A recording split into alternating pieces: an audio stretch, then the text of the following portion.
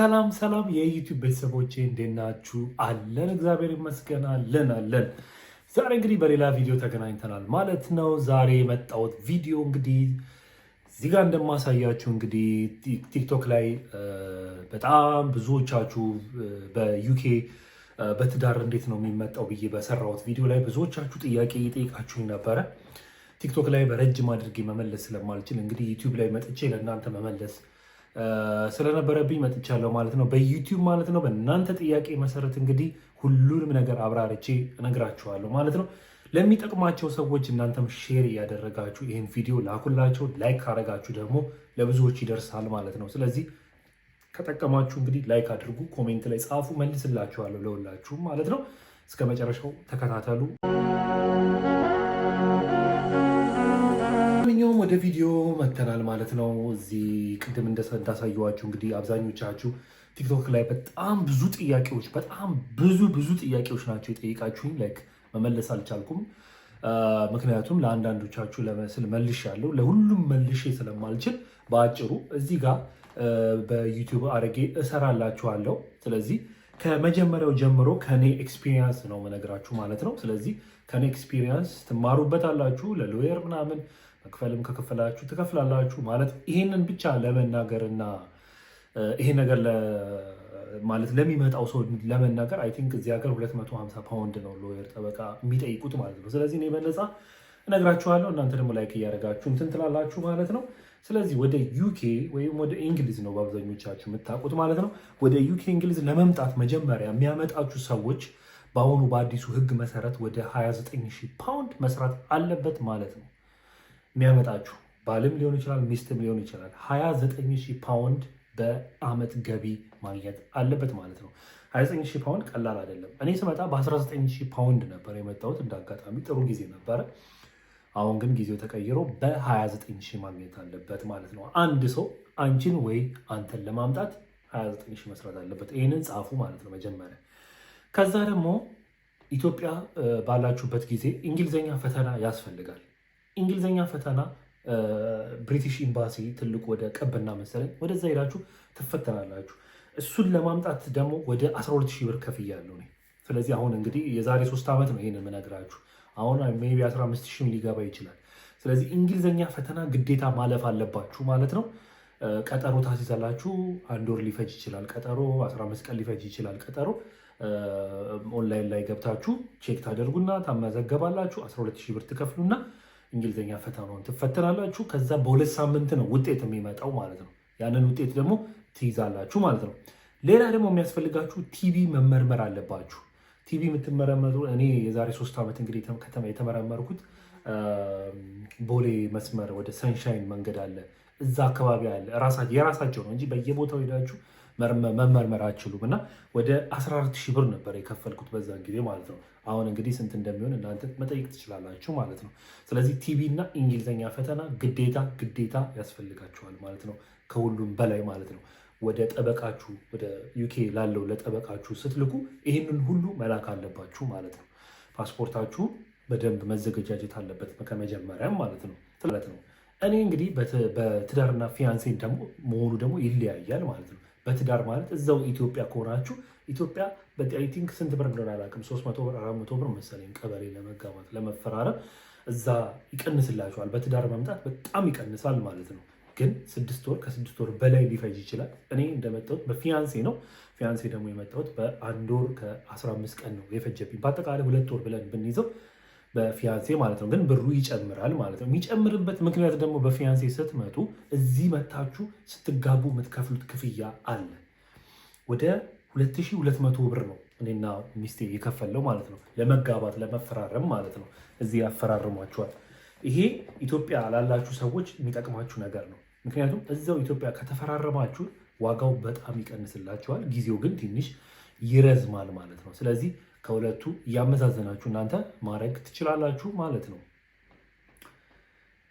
ሌላው ከዛ በኋላ ደግሞ ይህንን ነገሮች ካሟላን በኋላ እዚህ መታችሁ ለጠበቃ መክፈል አለብን። በጠበቃ ሲሆን ደግሞ በጣም አሪፍ ነው። ለጠበቃ ወደ 1350 ብር ነው የከፈለው ማለት ነው። ስለዚህ ይህንንም መደመር አለባችሁ። ይህንን ሁሉ በጠበቃ ሲሆን ይቀላል፣ ለመጀመሪያ ጊዜ ስለሆነ ማለት ነው። ወደ ሁለተኛ ደግሞ እመጣላችኋለሁ። ለጠበቃ 1350 ብር እንከፍላለን ማለት ነው።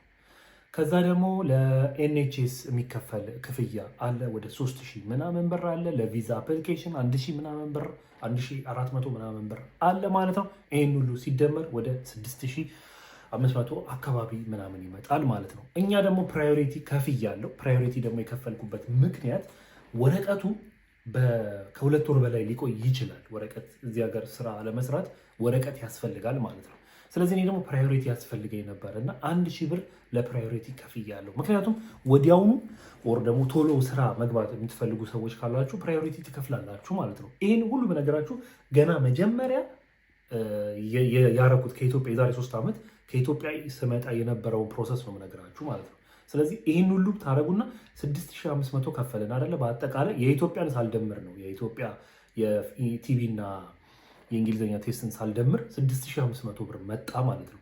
ከዛ 1000 ብር ደምሩበት 7500 ብር ማለት ነው። እዚህ ጋር ጽፍላችኋለሁ 7500 ብር ለመጀመሪያ ጊዜ ጨርሰናል ማለት ነው። እኔና ሚስቴ ለመጀመሪያ ጊዜ ከኢትዮጵያ ወደዚህ ስንመጣ ይህን ሁሉ ብር ጨርሰናል ማለት ነው። 7500 እንግዲህ በኢትዮጵያ አባዙት ማለት ነው። እኔ እዚህ ጋር አስቀምጥላችኋለሁ ማለት ነው፣ አባዝቼ ማለት ነው። እንግዲህ አሁን እንደነገርኳችሁ እስካሁን ድረስ ወደ 7500 ብር የጨረስነው ገና መጀመሪያ ላይ ነው። እንግዲህ መጀመሪያ ገና እንደገባው የጨረስኩት አጨራረስ ይህንን ይመስላል ማለት ነው። ስለዚህ 7500 ታወጣላችሁ ማለት ነው። ወጪ እንግዲህ ገና እየጀመረ ነው ማለት ነው። ስለዚህ ይሄ ደግሞ ሲሰጣችሁ ለ2 ዓመት ለ6 ወር ነው የሚሰጠን ወረቀቱ ማለት ነው። ከ2 ዓመት ከ6 ወር በኋላ ኤክስፓየር ያደርጋል ማለት ነው። ስለዚህ ምን ማድረግ አለብን? ማሳደስ አለብን። ማሳደስ ደግሞ ግዴታ ነው። ማሳደስ ካልቻላችሁ ትባረራላችሁ ማለት ነው። ስታሳድሱ ደግሞ ከ1 ወር በፊት መሆን አለበት። ከ1 ወር ካለፈ አያሳድሱላችሁም፣ ጊዜም አይሰጧችሁም ማለት ነው። ስለዚህ ለማሳደስ ደግሞ ስንፈልግ ማለት ነው የመጀመሪያው የነገርኳችሁ አለ አይደለ? እንዳለ ነው እንደ አዲስ የምናደርገው። እንግሊዝኛ ፈተና ትፈተናላችሁ። እዚህ ያለ ቀጠሮ ታሲዙና ስንት ብር ነበር እንግሊዝኛ? 180 ፓውንድ ነው የከፈልኩት። 180 ፓውንድ ትከፍሉና ቀጠሮ ታሲዛላችሁ። እንግሊዝኛ ፈተና 1 በሉ። ሁለተኛ ደግሞ ፎርሙ ምናምን ስታሟሉ ማለት ነው ኮፒና ስካን የሚባል ነገር አለ። ኮፒ ስካን ፕሪንት የምታደርጉት አለ። እሱ የጨረሰብን ብቻ 180 ፓውንድ ነው የጨረሰብን። በጣም ብዙ ፎርም ነው ስካን የምታደርጉት ማለት ነው። ምክንያቱም ላፕቶፓችሁ ላይ ወር ስልካችሁ ላይ ስካን አድርጋችሁ ነው ወደ ገቨርንመንት ወደ እንትናቸው የምትልኩላቸው። በስካን ነው የምታደርጉት። ፕሪንት ያስፈልጋቸዋል፣ ኮፒ ያስፈልጋቸዋል። ስለዚህ በጣም ብዙ ነው። የባንክ ስቴትመንት የ6 ወር ያስፈልጋቸዋል። ፔስሊፕ የ6 ወር ያስፈልጋቸዋል። ይህን ሁሉ ነገር ማሟላት አለባችሁ። ስራ ግዴታ መስራት አለባችሁ። ወይ ባለቤት ወይ ከሁለት አንዳችሁ መስራት አለባችሁ። ግን 29000 ፓውንድ መሙላት አለበት አሁንም ስትሰሩ ማለት ነው። 29000 ፓውንድ ካልሞላ አሁንም አያድሱላችሁም ማለት ነው። በሁለተኛውም ነው የምላችሁ ብትመጡም ማለት ነው። ስለዚህ ይህንን መያዝ አለባችሁ። ስለዚህ እንደነገርኳችሁ እንግሊዝኛ ፈተና መፈተን አለባችሁ። ኮፒ፣ ፕሪንት፣ ስካን ማሰብ አለባችሁ። እስከ 200 ፓውንድ ብላችሁ ብትይዙት ለእናንተ ይጠቅማችኋል ማለት ነው። ፕራዮሪቲ የምትፈልጉ ከሆነ ደግሞ 1000 ብር ትከፍላላችሁ። በአሁኑ መጀመሪያም እንደነገርኳችሁ ፕራዮሪቲ ከፍያለሁ። በአሁኑም ደግሞ መክፈል ነበረብኝ ግዴታ። ምክንያቱም እንደነገርኳችሁ ፕራዮሪቲ ማትከፍሉ ከሆነ በ2 ወር ጊዜ ውስጥ ነው ወረቀታችሁ ታድሶ የሚመጣላችሁ። ፕራዮሪቲ ግን የምትከፍሉ ከሆነ ደግሞ ቅድም እንደነገርኳችሁ ዊዝን 5 ዴይስ ይመጣል ማለት ነው። ስለዚህ ያስፈልገኛል 1000 ፓውንድ ከፍለናል ማለት ነው። ስለዚህ በአጠቃላይ ወደ 6000 ፓውንድ ከፍለናል ማለት ነው። ኮፒ፣ ስካን፣ ፕሪንት ደምሮ እንግሊዝኛ ፈተና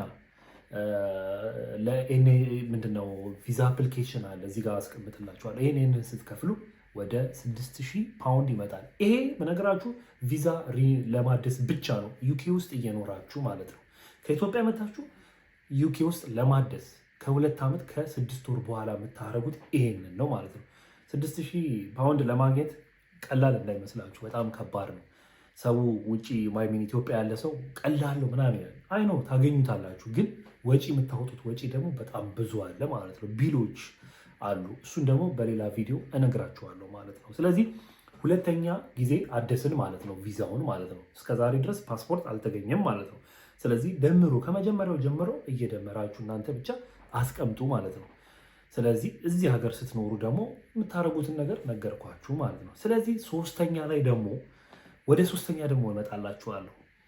ከ2 ዓመት ከ6 ወር በኋላ ደግሞ ይህንኑ አሁን የነገርኳችሁ እንግሊዝኛ ፈተና ኮፒ ፕሪንት ምናምን ሊጨምርም ይችላል። እነዚህ ነገሮችን ስታሟሉ ወደ 6000 ብር አሁንም ትከፍላላችሁ ማለት ነው። በአጠቃላይ 6000 ብር ይመጣል ማለት ነው። አሁንም ወደ አይኤልአር ለመሄድ ማለት ነው። ፎርሙ ደግሞ ባይዘዌ ፎርሙ የምትችሉ ከሆነ ራሳችሁ ሙሉ፣ የማትችሉ ከሆነ ደግሞ ላይክ ይከብደኛል ምናምን በጣም ባይዘዌ በጣም ከባድ ነው ፎርም ለመሙላት። በጣም አስባችሁ ነው መሙላት ያለባችሁ። ስህተት ከፈጠራችሁ ምናምን እያንዳንዱን ነገር ነው የሚያዩት፣ እያንዳንዱን ነገር ማለት ነው። ምክንያቱም እኔ እንግሊዝኛ ፈተና ኤዋን ነበረ የወሰድኩት ማለት ነው እና ኤዋን አይደለም ብለው ኤቱ ነው መፈተን ያለብህ ብለው ኤቱ ድጋሚ ሄጄ ተፈትኝ ከፍዬ ነው ያመጣውላቸው። ያውም ሳመጣ በ10 ቀን ውስጥ ካላመጣ በዚሁ በሰጠህን መልስ ነው ምንሰጥ፣ በሰጠን ወረቀት መልስ እንሰጣለን ብለው ነው የነገሩን። ስለዚህ ቶሎ ብዬ ለእንግሊዝኛ ፈተና ቶሎ አስቀድሜ ምናምን ፕራዮሪቲ ከፍዬ ምናምን ነው ተፈትኜ እንደገና የሰጠኋቸው ማለት ነው። ስለዚህ ፎርም ስትሞሉ እኔ አሁን 3 ሳምንት ነው የፈጀብኝ፣ ኦልሞስት ወደ 1 ወር በሉት የፈጀብን። ምክንያቱም በጣም ብዙ ነገር ነው የሚሞላው። ለምሳሌ አሁን ብዙ ሀገር የምትሄዱ ከሆነ እኛውን ብዙ ሀገር ስለሄድን እያንዳንዱን ሀገር የት እንደገባችሁ የት እንደወጣችሁ ትጽፋላችሁ፣ ምክንያት ትጽፋላችሁ።